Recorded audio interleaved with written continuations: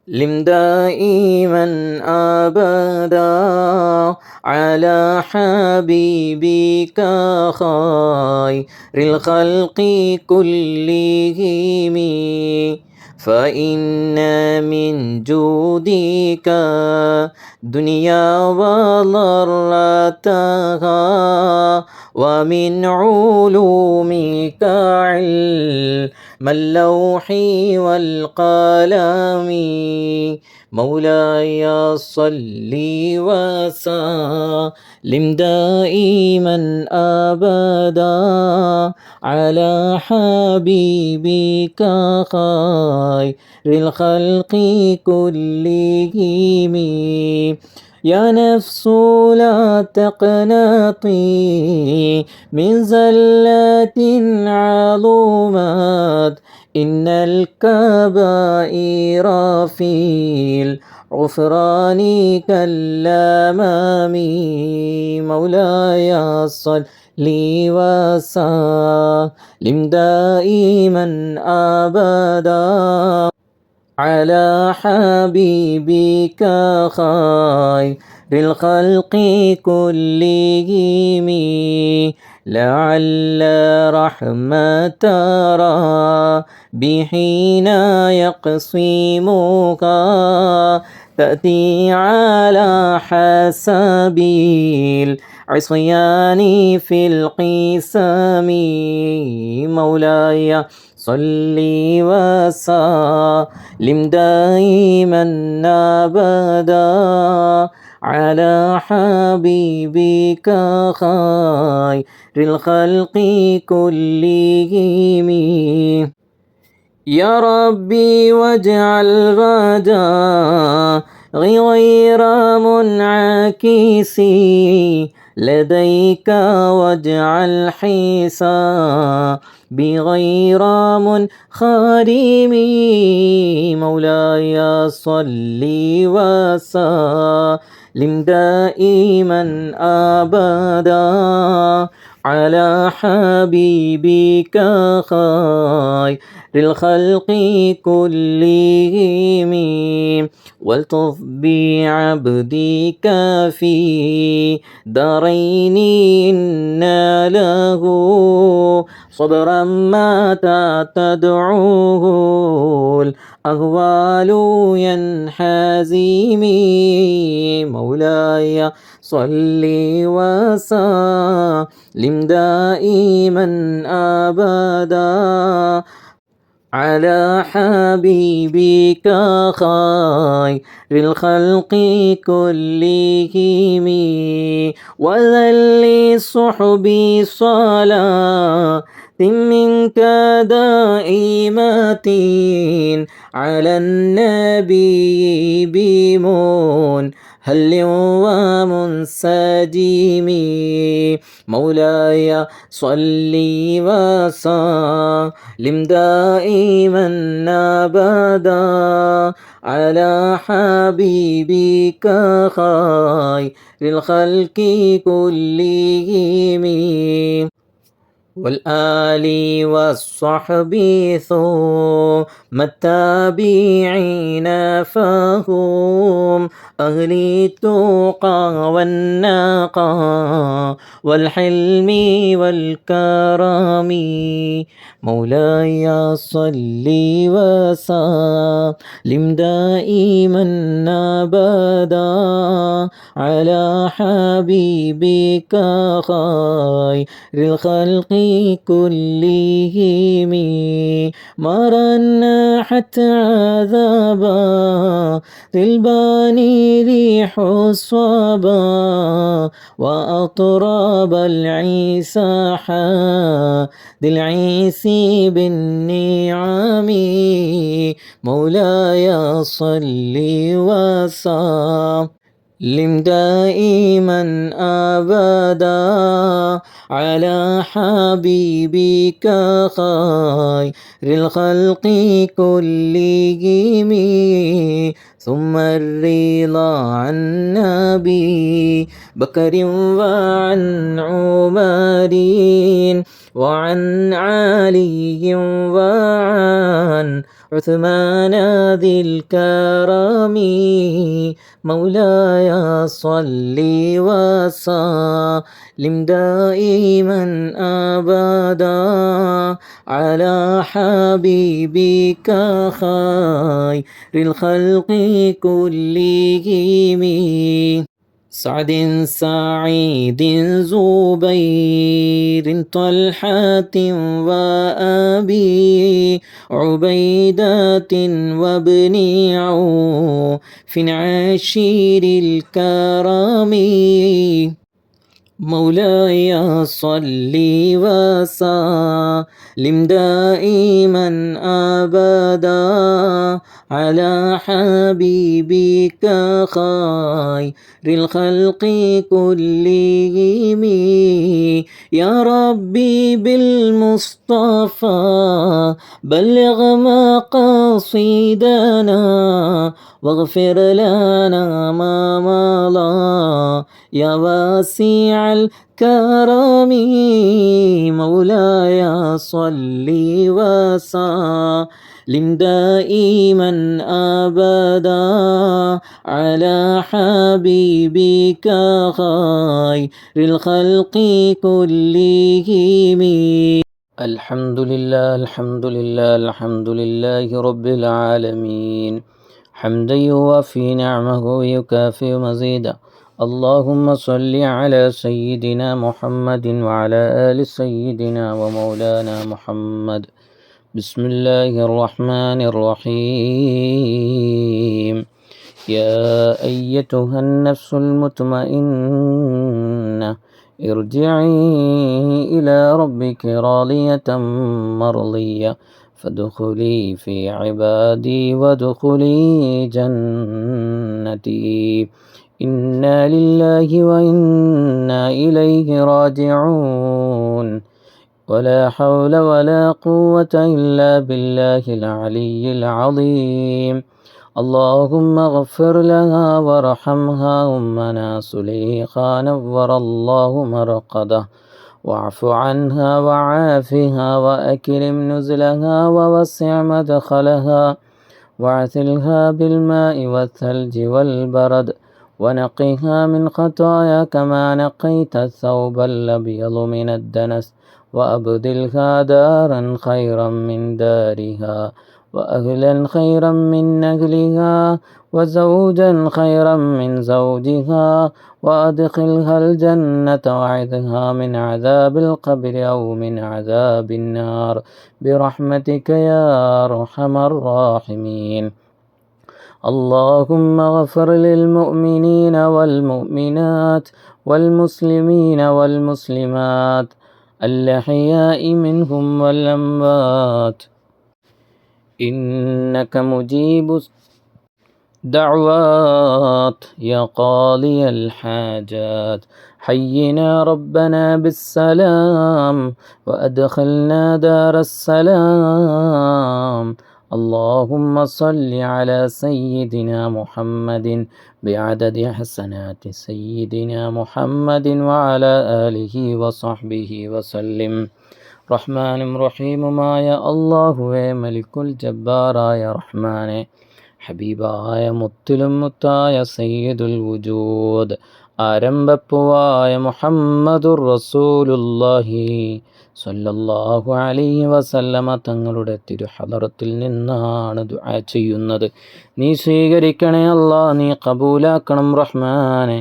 ഹബീബായ മുത്തുനബി തങ്ങളുടെ തിരുനോട്ടമുള്ള മജ്ലിസാക്കണേ അല്ലാ. അല്ലാഹുവേ, മർഹൂമാ സുലൈഖ ഉമ്മയുടെ പേരിൽ പരിശുദ്ധ ഖുർആൻ റൗള ഷരീഫിൽ വഖഫ് ചെയ്തുകൊണ്ട് ഹബീബായ മുത്തുനബി തങ്ങളുടെ തിരുഹദറത്തിൽ പോയി ആ ഉമ്മയ്ക്ക് വേണ്ടി ദുആ ചെയ്തുകൊണ്ടുള്ളൊരു മജ്ലിസാണ്. നീ സ്വീകരിക്കണം റഹ്മാനെ, നീ സ്വീകരിക്കണേ അല്ലാ, നീ ഖബൂലാക്കണേ അല്ലാ. യാ റസൂലല്ലാഹി ഉൻദുർ ഹാലനാ യാ ഹബീബല്ലാ. പടച്ചവനെ, ഞങ്ങളെ പ്രിയ കൂട്ടുകാരൻ ഹംസത്തലി, അല്ലാഹുവേ ആഫിയത്ത് നൽകണേ അല്ലാ, ആരോഗ്യം നൽകണേ അല്ലാ, ദീർഘായുസ് നീ നൽകണം റഹ്മാനെ. അവരുടെ പ്രിയപ്പെട്ട മാതാവാണ്. അള്ളാഹുവേ ഭാര്യ മാതാവാണ്, നീ സ്വീകരിക്കണേ അള്ളാ.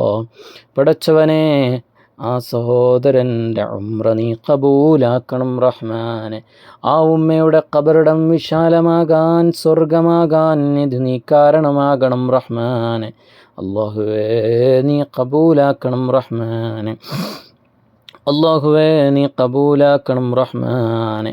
പടച്ചവനെ ഈ മജ്ലിസിൻ്റെ ബറക്കത്ത് കൊണ്ട് അള്ളാഹുവേ എത്രയോ പേരാണ് മരണപ്പെട്ടു പോയ മാതാപിതാക്കളുടെ പേരിൽ ഖുർആൻ വഖഫ് ചെയ്തിട്ടുള്ളത്. അതിൻ്റെ എല്ലാം ബറക്കത്തും ഈ ഉമ്മയ്ക്ക് നീ എത്തിച്ചു കൊടുക്കണം റഹ്മാനെ. പടച്ചവനെ ഈ മജ്ലിസിൻ്റെ ബറക്കത്തും റബ്ബേ ഖുർആൻ വഖഫ് ചെയ്തവരുടെ കുടുംബത്തിനും അവർക്കും നീ എത്തിച്ചു കൊടുക്കണേ അല്ലാ. പടച്ചവനെ പ്രിയപ്പെട്ട എൻ്റെ സഹധർമ്മിണിയുടെ കൂട്ടുകാരിയായ അള്ളാഹുവേ ആദില ബാനു, അള്ളാഹുവേ അവരുടെ മാതാവാണ്. അള്ളാഹുവേ നീ ആഫിയത്തും ആരോഗ്യവും സമാധാനവും നീ നൽകണേ അല്ലാ. ആ ഉമ്മയ്ക്ക് വേണ്ടി വിതുമ്പുന്ന കൽബോടുകൂടി നന്മകൾക്ക് വേണ്ടി പ്രതീക്ഷിച്ചിരിക്കുന്ന ഈ നിമിഷം അള്ളാഹുവേ നീയെല്ലാം നീ കബൂലാക്കണം റഹ്മാനെ. പടച്ചവനെ ആ ഉമ്മ തന്ന സ്നേഹത്തിന് പകരം കൊടുക്കാൻ ഞങ്ങൾക്ക് ഈ മജ്ലിസുകളല്ലാതെ മറ്റൊന്നുമില്ല റഹ്മാനെ. പടച്ചവനെ ആ ഉമ്മയ്ക്ക് വേണ്ടി ഒരുപാട് സമയങ്ങൾ ചെലവഴിക്കാൻ മരണാനന്തരം അള്ളാഹുവേ ഓരോ കുടുംബങ്ങളും മോദിക്കൊണ്ടിരിക്കുന്ന ഖത്മുൽ ഖുർആനും സൂറത്തു യാസീനും ഫാത്തിഹയും മുൽക്കും ദിക്റും ഇഖ്ലാസും ഇസ്തിഗ്ഫാറും, ഈ 7 കാര്യങ്ങളും അള്ളാഹുവേ 40 പേര് മുടങ്ങാതെ ഓതിക്കൊണ്ടിരിക്കുന്നവരുണ്ട്. എല്ലാം ഈ മജ്ലിസുമായി കണക്ട് ചെയ്യണം റഹ്മാനെ. ഞങ്ങൾ ദുആ ചെയ്യുന്നതും ഞങ്ങൾ നിലകൊള്ളുന്നതും മസ്ജിദുൽ ഹറമിലാണ്, മസ്ജിദും നബവിയിലാണ്. നീ ഹറമാക്കിയ മദീനയിൽ വെച്ചാണ് ഞങ്ങൾ ദുആ ചെയ്യുന്നത്. എന്തിനും പ്രതിഫലം ഇരട്ടിയാണ് അല്ലാഹുവേ. ആ ഉമ്മയുടെ ഖബറിടം വിശാലമാക്കണേ അല്ലാ, സ്വർഗീയാരമമാക്കണേ അല്ലാ, സ്വർഗീയ പൂന്തോപ്പാക്കണം റഹ്മാനെ. ഹബീബായ മുത്തുനബി തങ്ങളുടെ കാവൽ നീ നൽകണേ അല്ലാ. പടച്ചവനെ ആ ഉമ്മ ചെയ്ത നന്മകൾ, മുത്തഅല്ലിമീങ്ങളോടുള്ള സ്നേഹം അല്ലാഹുവേ അതെല്ലാം ആ ഖബറിടത്തിൽ പ്രകാശപൂരിതമാക്കണേ അല്ലാ. പടച്ചവനെ ഒരുപാട് നന്മകൾ എടുത്തു പറയേണ്ടതുണ്ട് അല്ലാഹുവേ, നീ സ്വീകരിക്കണേ അല്ലാ. ആ ഉമ്മയ്ക്ക് നീ സന്തോഷം നൽകണേ അല്ലാ. ആ ഖബറിടം നീ വിശാലമാക്കണേ അല്ലാ. ആ കുടുംബത്തിലെല്ലാവർക്കും നീ ബറക്കത്ത് നീ നൽകണേ അല്ലാ, സമാധാനം നൽകണേ അല്ലാ. പടച്ചവനെ ആ ഉമ്മയ്ക്ക് വേണ്ടി നീ ചെയ്യാനുള്ളത്, ആ ഉമ്മയുടെ പാരത്രിക ലോകം വിജയമാകാൻ അല്ലാഹുവേ ദിക്റ് കൊണ്ടും സ്വലാത്ത് കൊണ്ടും ഖുർആൻ കൊണ്ടും സദഖകൾ കൊണ്ടും മറ്റു പല നന്മകൾ കൊണ്ടും ആ ഖബറിടം പ്രകാശമാക്കാൻ കഴിയുക എന്നുള്ളതാണ്. ചെയ്യാനും അല്ലാഹുവേ നീ ഖൈറും ആഫിയത്തും ആരോഗ്യവും സമയത്തിലുമെല്ലാം നീ ബറക്കത്ത് നൽകണം അല്ലാ. പടച്ചവനെ അവരുടെ മക്കളിൽ നീ ബറക്കത്ത് നൽകണേ അല്ലാ, സമാധാനം നൽകണേ അല്ലാ, ക്ഷമ നൽകണേ അല്ലാ. ഞങ്ങൾ തളർന്നിരുന്നത് കൊണ്ട് കാര്യമില്ല. ഞങ്ങളുടെ ഉമ്മയ്ക്ക് വേണ്ടി ചെയ്യാൻ പറ്റിയത് നാവ് കൊണ്ടുള്ള ഖുർആനും ദിക്റുകളുമാണ്. അല്ലാഹുവേ നിർദ്ദേശിച്ചതുപോലെ ചെയ്യാനുള്ള തൗഫീഖ് അവർക്കും അവരഹ്ലുകാർക്കും നീ തൗഫീഖ് നൽകണം റഹ്മാനെ. ആ ഉമ്മയുടെ മരുമക്കളിൽ നീ ബറക്കത്ത് നൽകണേ അല്ലാ. പടച്ചവനെ നീ ബറക്കത്ത് നൽകണേ അല്ലാ. 40 ആകുമ്പോൾ ഒരുപാട് നന്മകൾ കൊണ്ട് നിറയാൻ തൗഫീഖ് നൽകണം റഹ്മാനെ. പടച്ചവനെ നീ തൗഫീഖ് നൽകണേ അല്ലാ. അല്ലാഹുവേ 7 ദിവസം പിന്നിടുകയാണ് ഞങ്ങളിൽ നിന്നും വിട പറഞ്ഞിട്ട്. അല്ലാഹുവേ ഈ 7 ദിവസത്തിനുള്ളിൽ ആരെല്ലാം എന്തെല്ലാം നന്മകൾ ചെയ്തിട്ടുണ്ടോ ഈ സഹോദരൻ അല്ലാഹുവേ, ഈ പ്രിയപ്പെട്ട മകനെന്ന നിലയിൽ അല്ലാഹുവേ മുത്തുനബിയോട് ആ ഉമ്മയ്ക്ക് വേണ്ടി ശുപാർശ ചെയ്യുന്നു. ചെയ്ത എല്ലാ സദഖകളും ചെയ്ത എല്ലാ ഖുർആനുകളും മുത്തുനബി തങ്ങളിലേക്ക് സമർപ്പിക്കുന്നു. പ്രത്യേകിച്ച് ഈ വിനീതൻ സമർപ്പിച്ചിട്ടുള്ള ഖുർആൻ അല്ലാഹുവേ അതിൻ്റെ സ്വഭാവം, ആ ഖുർആൻ ഇവിടെ പാരായണം ചെയ്യുന്നിടത്തോളം കാലം അല്ലാഹുവേ ആ ഉമ്മയുടെ ഖബറിടം പ്രകാശപൂരിതമായി കൊണ്ടിരിക്കാൻ നീ തൗഫീഖ് നൽകണം റഹ്മാനെ. നീ തൗഫീഖ് നൽകണേ അല്ലാ. പടച്ചവനെ നീ തൗഫീഖ് നൽകണം റഹ്മാനെ. പടച്ചവനെ അവരുടെ മക്കളിൽ നീ ബറക്കത്ത് നൽകണേ അല്ലാ. പ്രിയപ്പെട്ട ഹംസത്തലിയുടെ സഹധർമ്മിണി ആദില ബാനു, അല്ലാഹുവേ നീ ആഫിയത്തും ആരോഗ്യവും നീ നൽകണേ അല്ലാ, ഹിമ്മത്ത് നൽകണേ അല്ലാ, മദീന നിവാസിയാക്കണേ അല്ലാ. പടച്ചവനെ നീ ആക്കണം റഹ്മാനെ, ആ കുടുംബത്തിന് നീ ഐശ്വര്യം നൽകണേ അല്ലാ. ഞങ്ങൾക്കെല്ലാം മഖ്ബൂലും മർദിയുമായ ഹജ്ജ് ചെയ്യാനും ഉംറ ചെയ്യാനും നീ തൗഫീഖ് നൽകണം റഹ്മാനെ. പടച്ചവനെ ആ ഉമ്മയ്ക്ക് വേണ്ടി കഴിഞ്ഞ ബദർ മൗലിദ് മജ്ലിസിലും അതുപോലെ ആത്മീയമായിട്ടുള്ള മജ്ലിസുകളിലെല്ലാം ദുആ ചെയ്തിട്ടുണ്ട്. നീ സ്വീകരിക്കണേ അല്ലാ, കബൂലാക്കണം റഹ്മാനെ. അല്ലാഹുവേ ഞങ്ങളുടെ ഹുസ്നുൽ ഖാത്തിമ, അല്ലാഹുവേ ഹബീബായ മുത്തുനബി തങ്ങളെ കണ്ടുകൊണ്ട് അല്ലാഹുവേ പുഞ്ചിരിയുള്ള മുഖത്തോടുകൂടി നല്ല സന്തോഷത്തോടുകൂടി മരണം ആസ്വദിക്കുന്നവരെ കൂട്ടത്തിൽ ഞങ്ങളെയും പെടുത്തി സന്തോഷത്തോടുകൂടി അല്ലാഹുവേ നിൻ്റെ കടമയും നിന്നോടുള്ള കടപ്പാടും നിർവഹിച്ച് ആരെയും വേദനിപ്പിക്കാതെ ഭർത്താവിനെയും ഭാര്യനെയും മക്കളെയും മരുമക്കളെയും ചെറുമക്കളെയും മാതാപിതാക്കളെയും ഭർത്താവിൻ്റെ മാതാപിതാക്കളെയും ഭാര്യയുടെ മാതാപിതാക്കളെയും അയൽവാസികളെയും സുഹൃത്തുക്കളെയും വേദനിപ്പിക്കാതെ ആരെയും വിഷമിപ്പിക്കാതെ തളർത്താതെ അല്ലാഹുവേ ഞങ്ങൾക്ക് മനോഹരമായൊരു ജീവിതം നയിക്കാൻ, സൂക്ഷ്മതയുള്ള വറഉള്ളൊരു ജീവിതം നയിക്കാൻ ഞങ്ങൾക്ക് നീ തൗഫീഖ് നൽകണം റഹ്മാനെ. ഇതെല്ലാം അവസാനിച്ച് മണ്ണോട് ചേരുമ്പോൾ പകയില്ല, ദേഷ്യമില്ല, വെറുപ്പില്ല. ആരോട് എന്ത് ദേഷ്യമാണ്? ആരെയും കാണാൻ കഴിയില്ല, എല്ലാം അസ്തമിച്ചു. എത്ര ഇഷ്ടപ്പെട്ടവരാണെങ്കിലും ശരി, അല്ലാഹു വിളിച്ചാൽ അവർ പോകും. പിന്നെ നമുക്കവരെ വിളിച്ചാൽ അവർ കേൾക്കും, പക്ഷേ നമ്മൾ കേൾക്കില്ല. നമ്മൾ നന്മ ചെയ്താലും അവർ കേൾക്കും, അവരറിയും, അവരാസ്വദിക്കും, പക്ഷേ തിരിച്ചിങ്ങോട്ട് ലഭിക്കണമെന്നില്ല. അല്ലാഹുവേ ഞങ്ങൾ ഈമാനുള്ളവരായി മാറണം. എന്തു ചെയ്താലും അത് നീ അറിയുന്നുണ്ട്, കേൾക്കുന്നുണ്ട്. ഞങ്ങളുടെ നന്മ ആര് കണ്ടില്ലേലും നീ കാണുന്നുണ്ടെന്നുള്ള ബോധത്തോടു കൂടിയുള്ള ഇബാദത്തും നിസ്കാരവും സുജൂദും റുകൂഉം തസ്ബീഹും സ്വലാത്തുകളും കൊണ്ട് ജീവിതം മാറാൻ ഞങ്ങൾക്ക് നീ തൗഫീഖ് നൽകണം റഹ്മാനെ. ഞങ്ങളുടെ ഉസ്താദുമാർ, ഗുരുനാഥന്മാർ, പ്രാസ്ഥാനിക നേതാക്കന്മാർ അല്ലാഹുവേ അവർക്കെല്ലാം നീ ആഫിയത്തും ആരോഗ്യവും, സുൽത്താനുൽ ഉലമയ്ക്കും നീ ദീർഘായുസ്സും ആഫിയത്തും നീ നൽകണം റഹ്മാനെ. അല്ലാഹുവേ നീ ദീർഘായുസ്സു നീ നൽകണം റഹ്മാനെ. അല്ലാഹുവേ നീ ദീർഘായുസ്സു നീ നൽകണം റഹ്മാനെ. നീ ദീർഘായുസ്സു നീ നൽകണം റഹ്മാനെ. اللهم ربنا آتنا في الدنيا حسنة وفي الآخرة حسنة وقنا عذاب النار. اللهم ربنا تقبل منا إنك أنت السميع العليم وتب علينا إنك أنت التواب الرحيم. آمين برحمتك يا أرحم الراحمين. وصلى الله تعالى وسلم على خير خلقه سيدنا محمد وآله وصحبه أجمعين. سبحان ربك رب العزة عما يصفون وسلام على المرسلين والحمد لله رب العالمين. صلى الله على محمد صلى الله عليه وسلم. صلى الله على محمد صلى الله عليه وسلم. اللهم صل على محمد يا رب صل عليه وسلم. وصل على جميع الأنبياء والمرسلين والحمد لله رب العالمين.